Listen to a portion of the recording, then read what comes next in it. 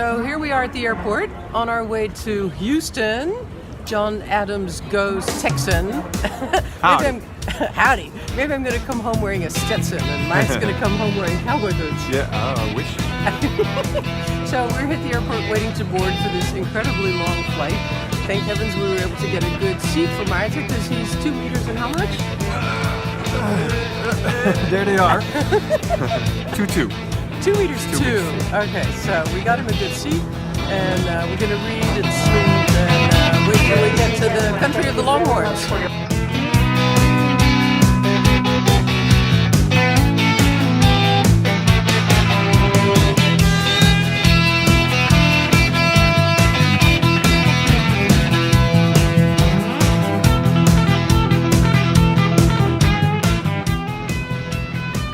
Oh, we must be in Texas. Everything in Texas is bigger than life. We just rented a car.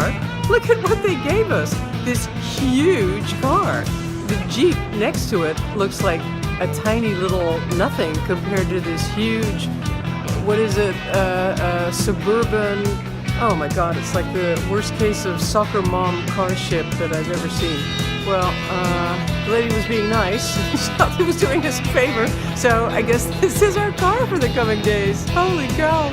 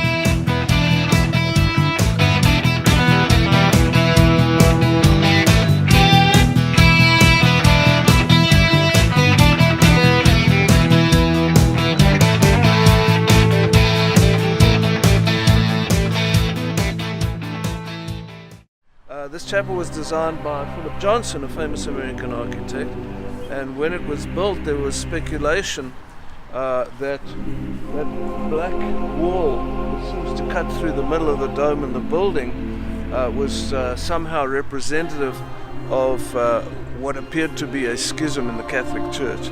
Philip Johnson denied that. But it's a wonderful building because, as you will see, the space and the architecture and the way the light works is unusual.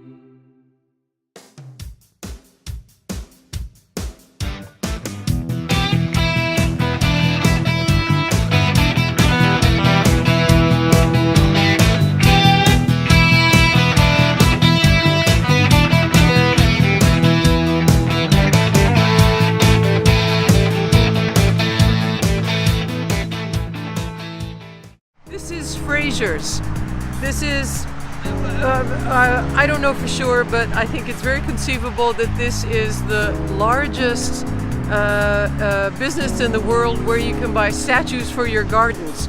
And as you can see, a whole section of Fraser's next to the highway is devoted to your friendly neighborhood garden dinosaur. They have enormous dinosaurs that you can buy and take home. I would have liked to have taken one home, but I couldn't figure out how to get it there. And put them in your garden.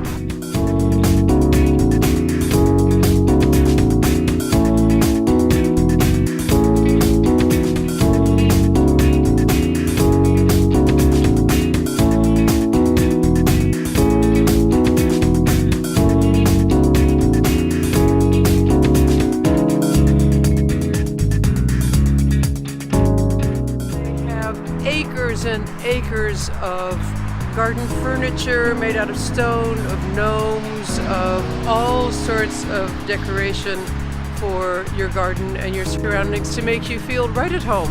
And I think this must be really something typically Texan, because everything in Texas is bigger than life, including the dinosaurs at Fraser's.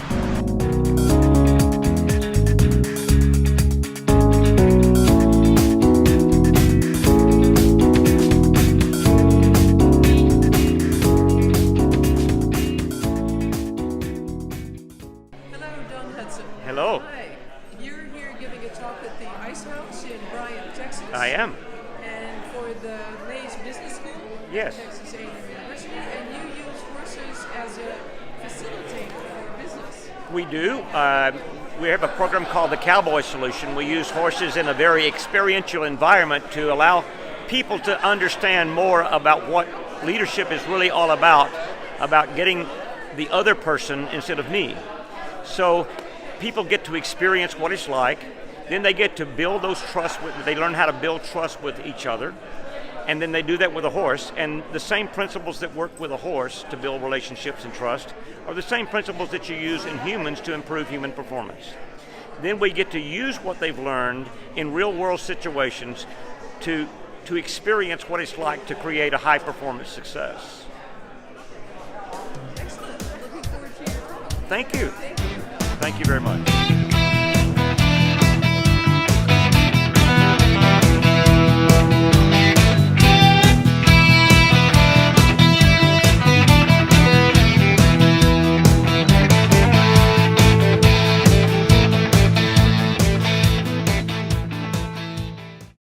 The Menil Museum in Houston is a really beautiful building that I've wanted to see for a long time, by the Italian architect Renzo Piano, whom many of us know from, for example, the Nemo Science Museum in Amsterdam. This was I think, a fairly early work of his for the art lovers, Mr. and Mrs. de Menil, two of the great collectors and philanthropists of Houston. They also built the Mark Rothko Chapel nearby here, and there's also a Cy Twombly gallery, and they have this really very serene and beautiful and welcoming museum in a residential neighborhood of Houston, the De Menil Museum. And one of the shows they have on at the moment is by the Lebanese artist Mona Hatoum. I had never heard of her, but I will never forget her name because it is extraordinary work. Some of it's very rough and edgy and often painful, but also very delicate. For example, she has a work here which is a whole series of thin, straight wires, barbed wires, hung from plastic threads from the ceiling and hanging delicately above the floor. Really beautiful. Another one is she put down a sandbox with one side a knife that etches circles in the sand, and on the other side a smooth blade that crosses out the circles etched in the sand. It's very simple and thoughtful. So the juxtaposition of the art and the location and the serenity of the building and the tranquility of the galleries really lets the art speak beautifully to you. It was quite an experience finally visiting the De Menil Museum in Houston.